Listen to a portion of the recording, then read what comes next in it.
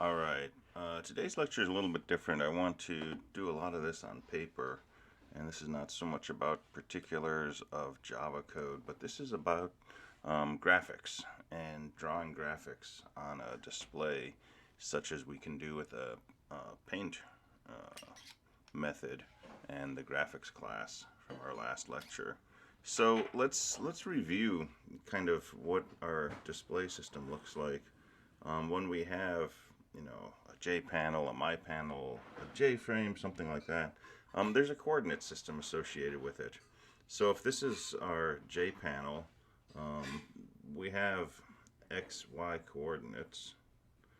X runs horizontally, but unlike regular Cartesian coordinates, y runs from the top on downward. So the upper left corner is actually 0, 0. And then over here in the upper right might be something like 500, 0. And this might be 500, 350.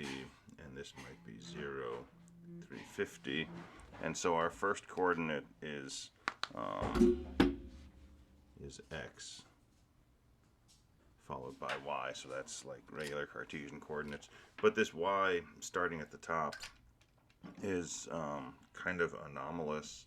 I believe it's actually a throwback to TV sets where at the beginning of the display process there's a electron beam pointing in the upper left corner of the TV, and it sweeps very quickly from left to right, flies back to the left, and sweeps down at lower and lower y values, and then goes back to the upper left.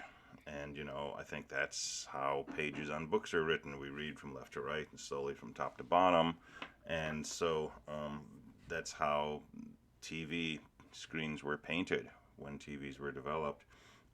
And then when people started using TVs to do graphical display, it was natural that this would be the upper left corner, and X would change quickly and Y would change slowly, and Y goes from top to bottom. That's the only explanation I know of why we start 0 at the top.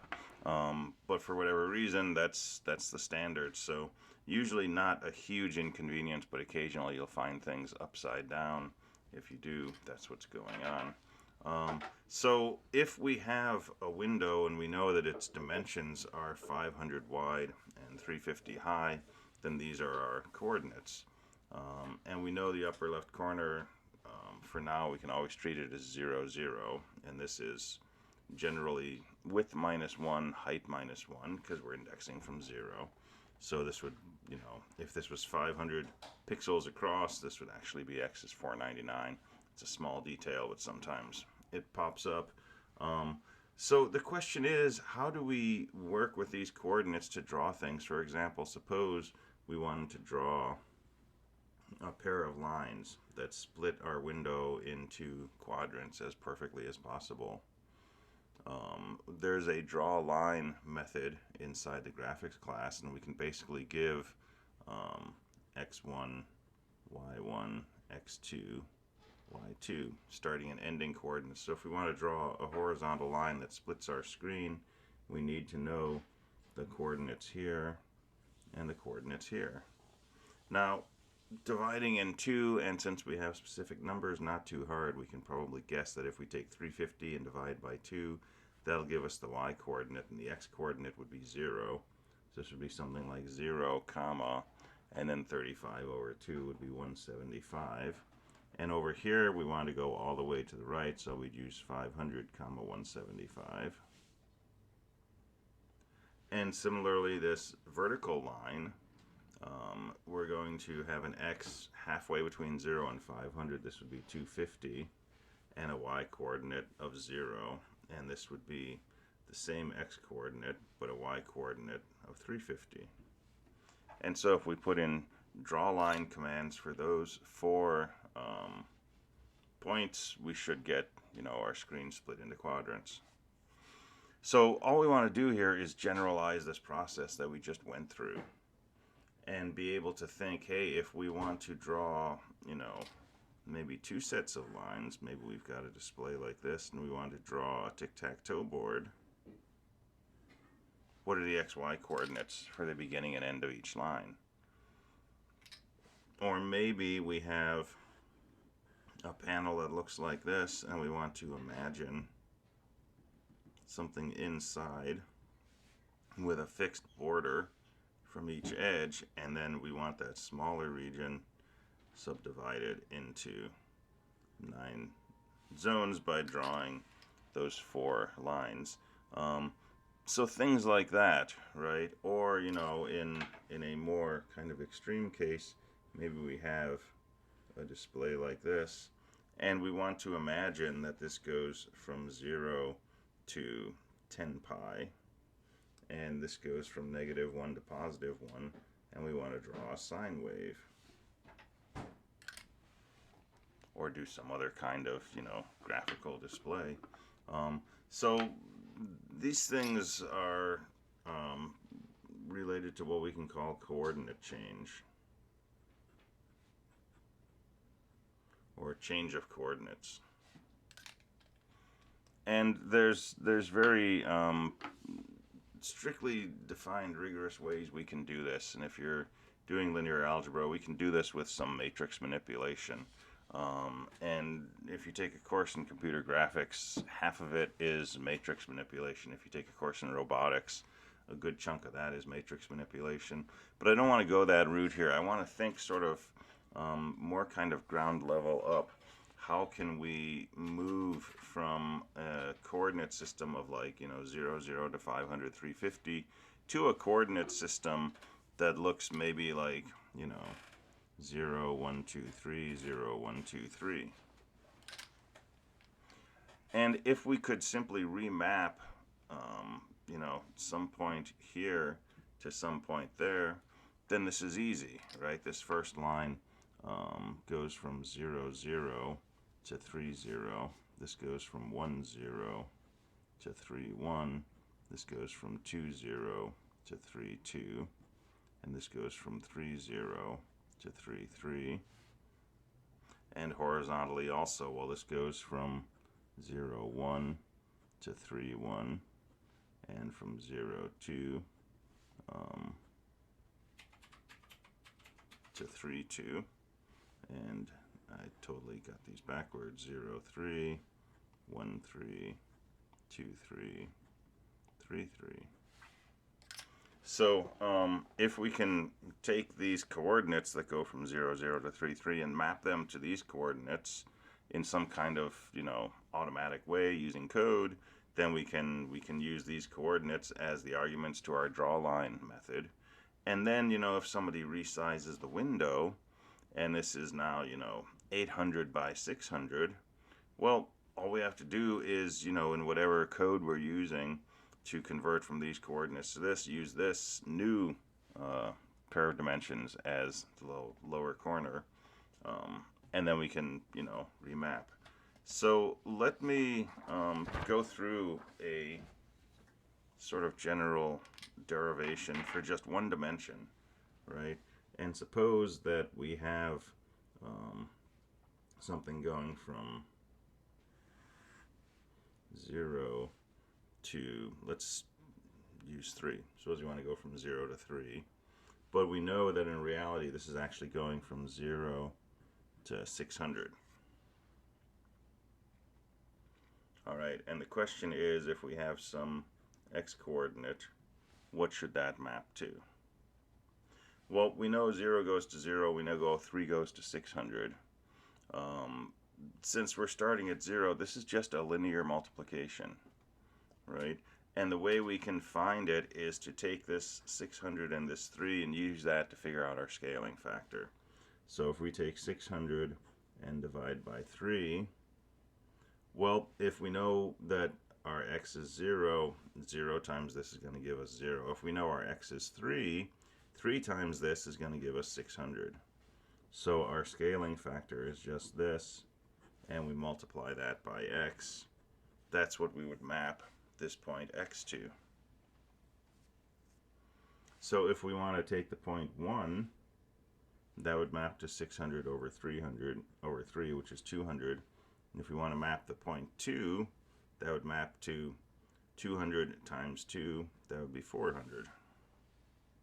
And so, 1, 2, those would be exactly 1/3 and 2/3 the way across. And now if we have, a longer line that goes to 900, our scaling factor becomes 900 over 3. And so the number 1 would map to 300, and the number 2 would map to 300 times 2 is 600. So we can start to develop a formula. We can say new x equals width over max x times x. So where I'm calling 600 width, and I'm calling this max x, and this is the x we're trying to figure out, and this is new x. And we'll write some code for this in a few minutes, which will make this less abstract. So this works great if we're beginning at a 0, right? If our thing that we're mapping to goes from 0 out to width. But alright, so let's look at this situation when instead of starting from 0, we're trying to take coordinates of our own that start from some arbitrary number and go to some other number and map that to our screen coordinates from, say, 0 to width. And let's suppose that we want to start with, let me call it x min and x max.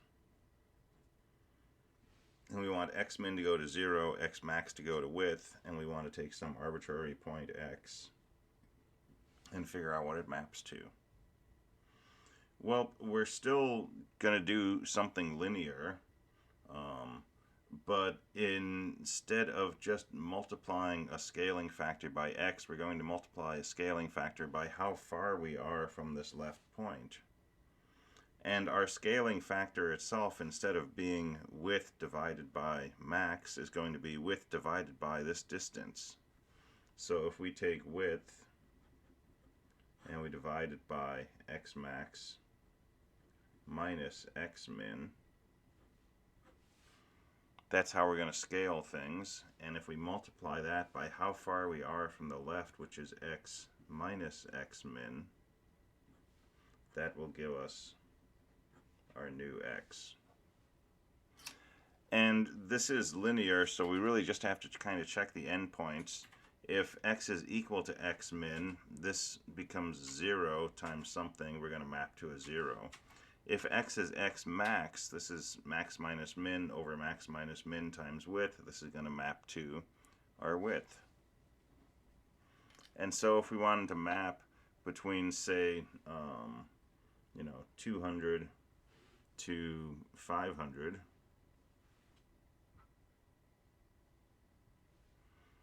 or let's say we want to map between 2 and 5, and we want to know where the number 3 goes to.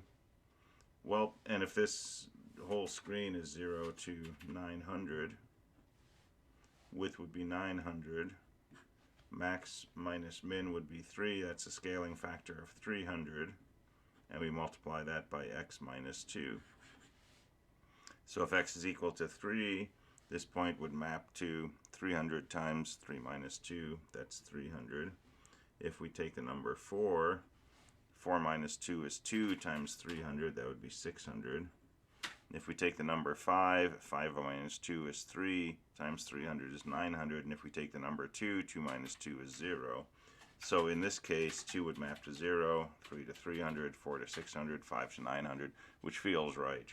So this is actually a good formula. Now we can just write this down and memorize it and use it in code, but I think it's more useful to actually understand where this is coming from with some kind of derivation like this.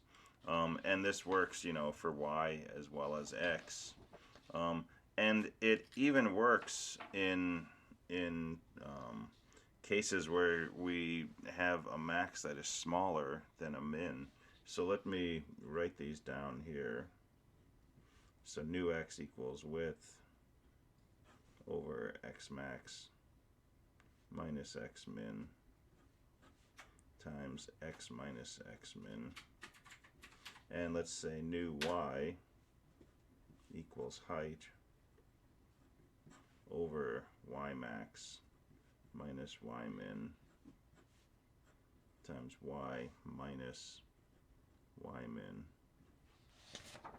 But this will even work in the case of if we want to imagine a coordinate system that goes from -1 to +1. So this is y min, and this is y max, and let's say our height equals 100. Why is this y min? Because it's the y value that's going to have the smallest y coordinate, because remember, y goes from 0 and grows as we go downward. But if we want to think of this as regular Cartesian coordinates where x goes like this and y goes like that, we can do a mapping, right, from this coordinate system where we go from 0 to 100. We want to map to a system that goes from +1 to -1. Well, if we just plug in this formula, we're going to see new y equals the height, let's say it's 100, over y max minus y min, that's -2, times y minus y min, so that's y minus 1. So this is just -50 times y minus 1. Alright, let's sanity check. Suppose we want to plot a y at -1. Well, -1 minus 1 is -2 times -50, that's 100. So we would plot at y equals 100, which is right here. And if we want to plot y equals 0, 0 minus 1 is -1 times -50 is 50.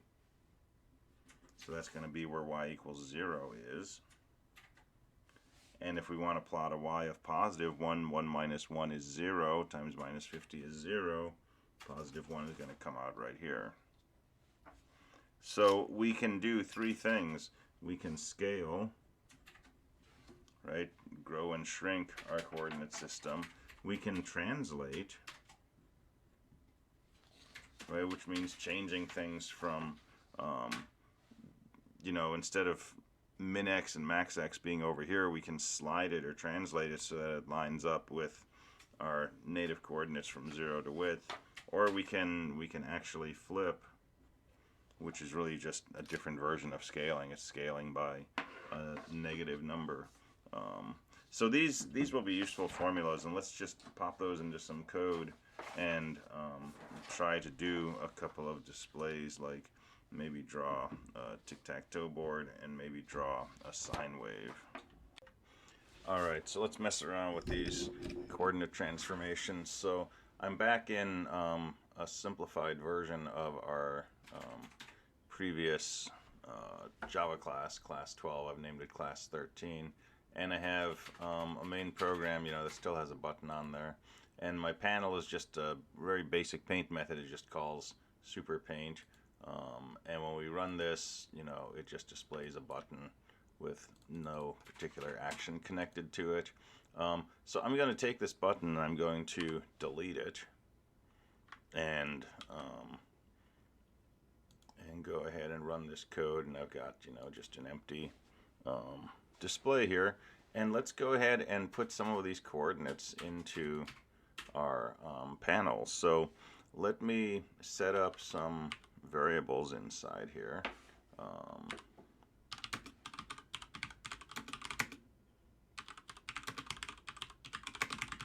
So I'll have variables for doing coordinate changes, and I'm going to make these all doubles. So I'm going to have a double x max, x min, y max, y min.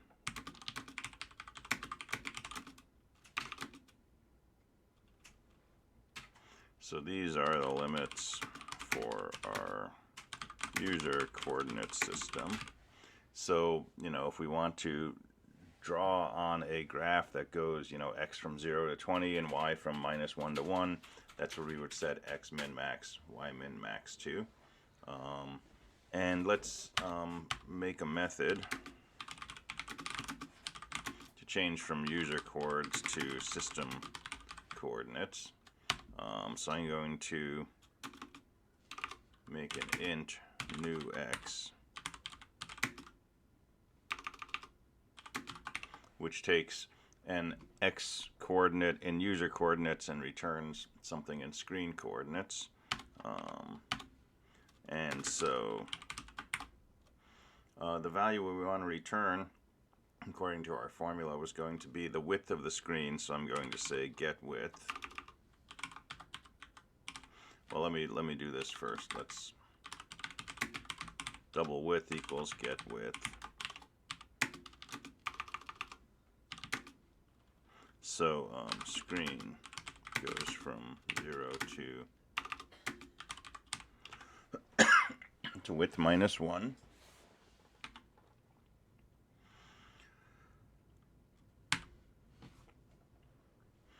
And then let's do width over x max minus x min. And that's going to be our scaling factor.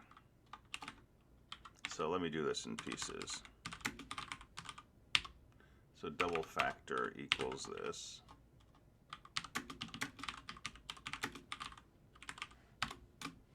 And then our final x is going to be factor times x minus x min.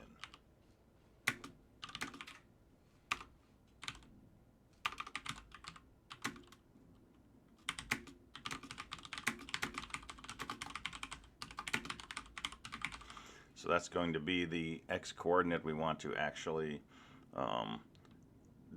draw a point at, if we're trying to draw a point at user coordinate x. And then we're just going to return this final x cast as an integer.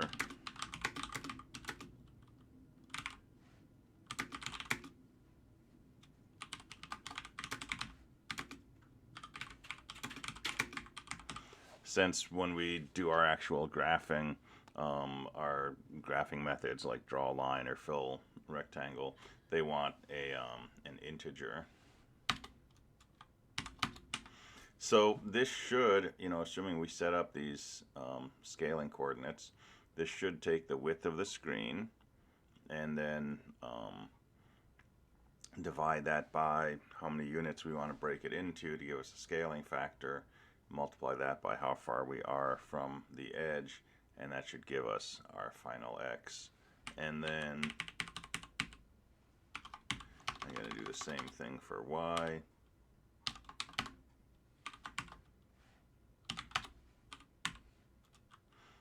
But I'm going to do height. Get the height.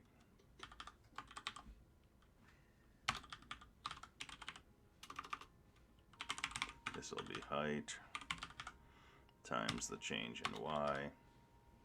And then we'll have final y is our y coordinate minus y min. And then we'll scale that.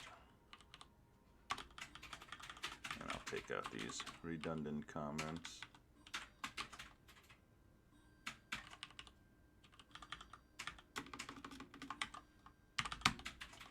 Alright, so what will our paint method do?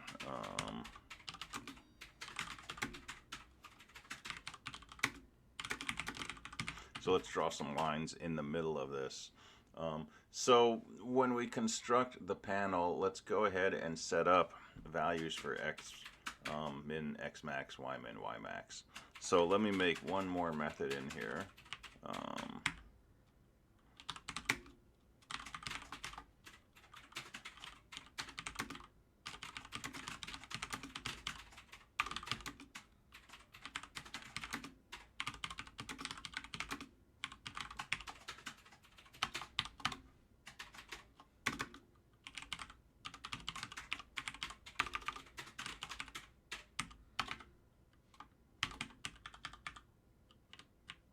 So I'm just going to pass in some arguments.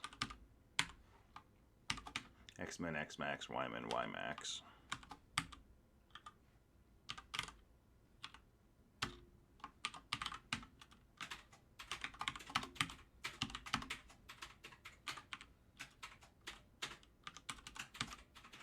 And we'll just save those in these field variables, x max min, y max min.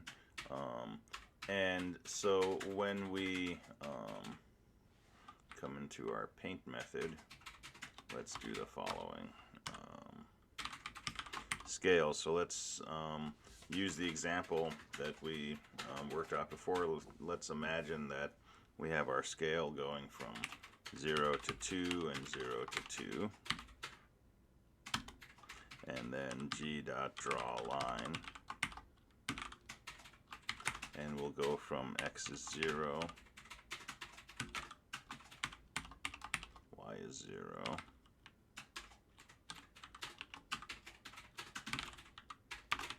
and we'll go over to 2. Let's do this.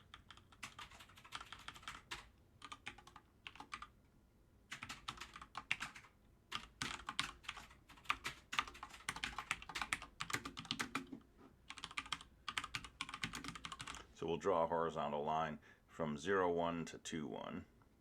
So this is going to start on the left side, halfway down the screen, and it's going to go to the right side, halfway down the screen. And then let's draw a vertical line.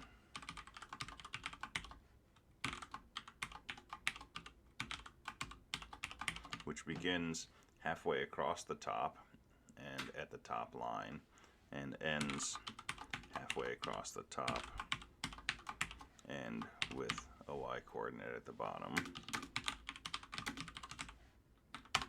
And that's going to be our whole draw, our whole paint method. So if we run this, we've got our screen split into a set of quadrants. All right, so let's do something slightly more interesting. Let's draw a sine wave. So we're going to scale x from 0 to 20, and let's scale y from I'll go from -1 to 1.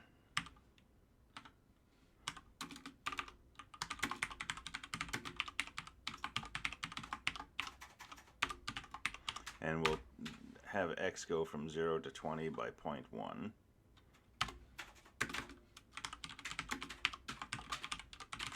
And we'll have y equal to the sine of x. So we'll use math.sine. So, you know, math is a library. And if we look up the Java doc on it, it's got a series of static methods, including sine and cosine and tangent and so on, which we can call to, you know, get trig functions. So we'll set y equal to sine x, and let's just draw dots. So let's say g dot fill oval. We'll convert x to its screen coordinates. We'll convert y to its screen coordinates, and we'll just draw a little 2 by 2 dot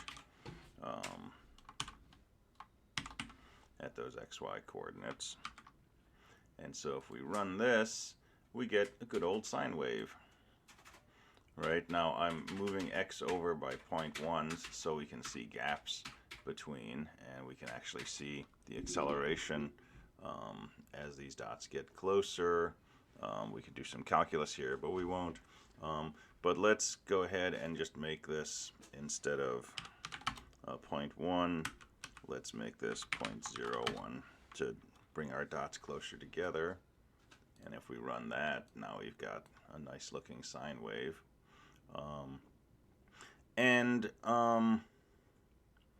You know, normally sine waves start off by rising. Our sine wave starts off by dropping.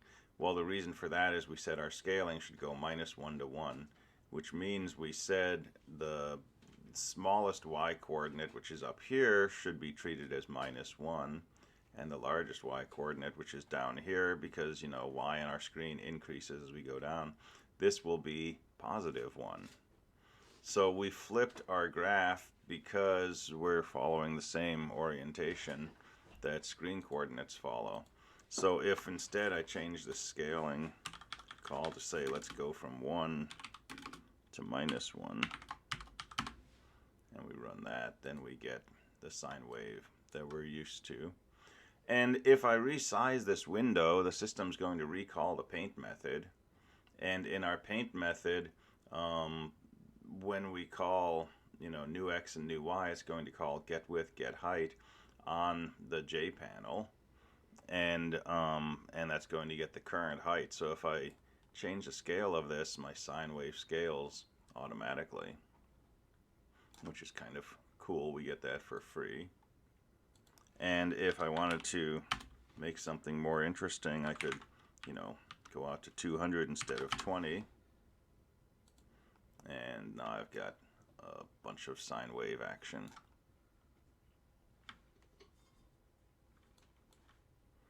And if I scale my y coordinates from, say, 2 to -2,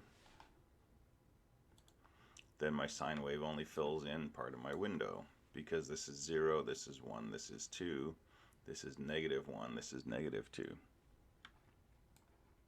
So that's something that, we will find some part of this useful when we start working on assignments where we're trying to draw images or grids or things like that. But that's kind of a general discussion of how we can do this transformation from user coordinates, where we're thinking of, x goes from 0 to 200, to screen coordinates, where x might go from 0 to, whatever the width of our panel is.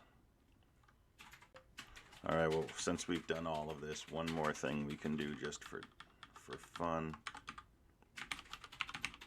Let's go ahead and make our y scale a little bigger. Let's go from -10 to 10, so we get a fairly small looking sine wave. And let's add in a frequency.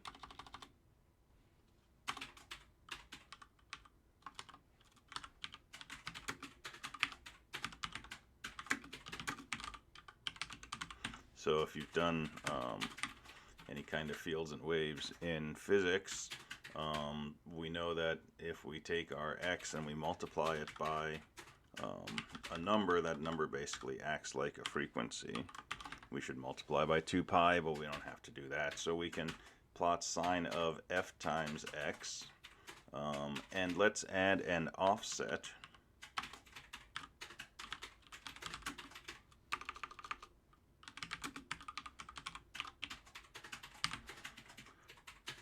And when we get our y coordinate, let's just add a y scaling factor to it, just a linear translation, so that we can change 2 parameters now. If we change the value of frequency, we can make the sine wave go up and down more or less quickly. And if we set offset to something non-zero, we can move this sine wave up or down. And so let's put this whole thing inside a loop now.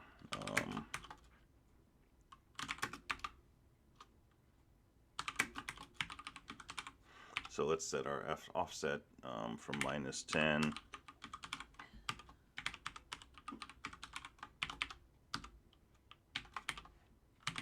And let's increase it by 0.1.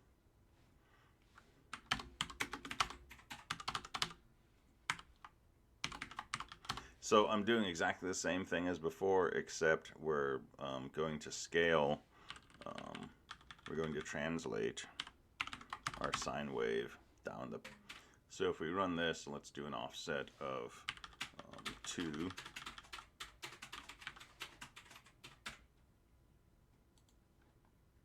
What we'll see is just a bunch of sine waves sitting one on top of another.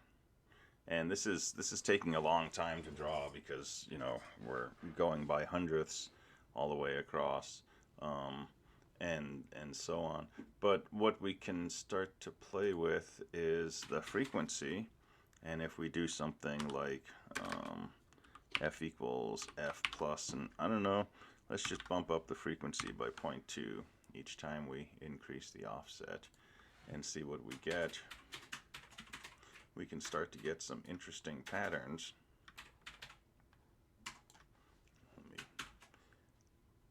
Right, so we're slowly increasing the frequency, but as these things overlap, we start to get what are called moire patterns, these apparent images appearing that are really just interference patterns from one wave to the next.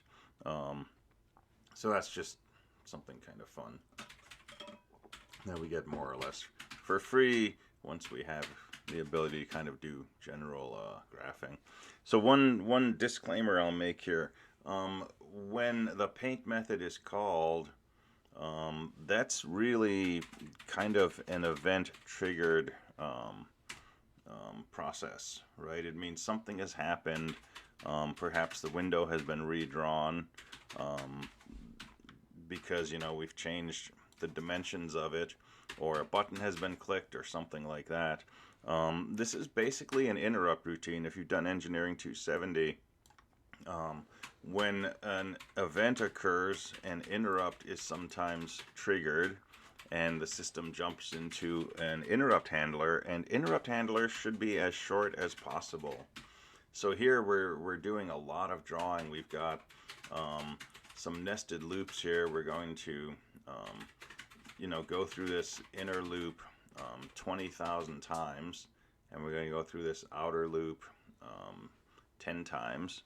So that's 200,000 iterations of this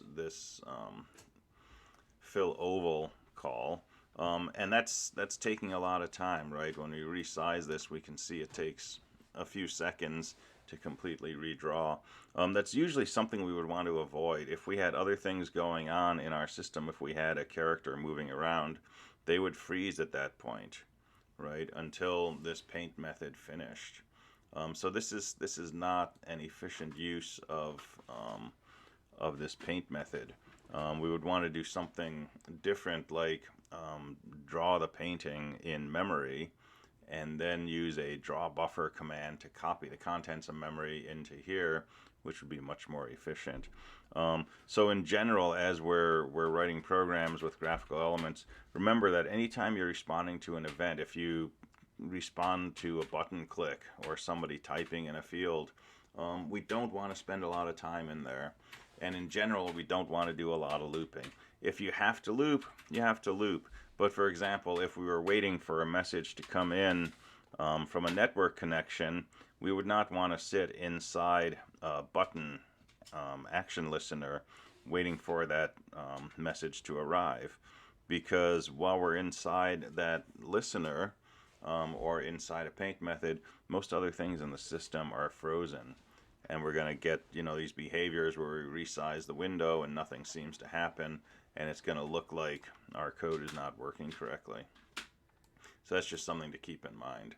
All right, so that's a whole bunch of information about coordinate arithmetic, and you've got some problems to work on that will involve both going from user coordinates to system coordinates, so we can do some of this drawing that we've been doing, and then going in the reverse direction, taking something like mouse coordinates, which are in system coordinates, and translating them to user coordinates so that we can figure out, you know, for example, if we draw a pair of lines to split our screen into quadrants and the person clicks a mouse, which quadrant did they click in? So we'll go back and forth with that. That's going to do it for discussion of graphics for now. Our next video, we're going to start talking about threads and multi-threaded processing. And that's going to lead us into discussions about synchronizing code and dealing with some of the issues that can come up when we have multiple processes sharing memory. We'll talk a little about Java documentation. And then we're going to wrap up the course talking about network-related things, sockets, client-server models, and then some things like the URL class. All right, see everyone next time. Thanks.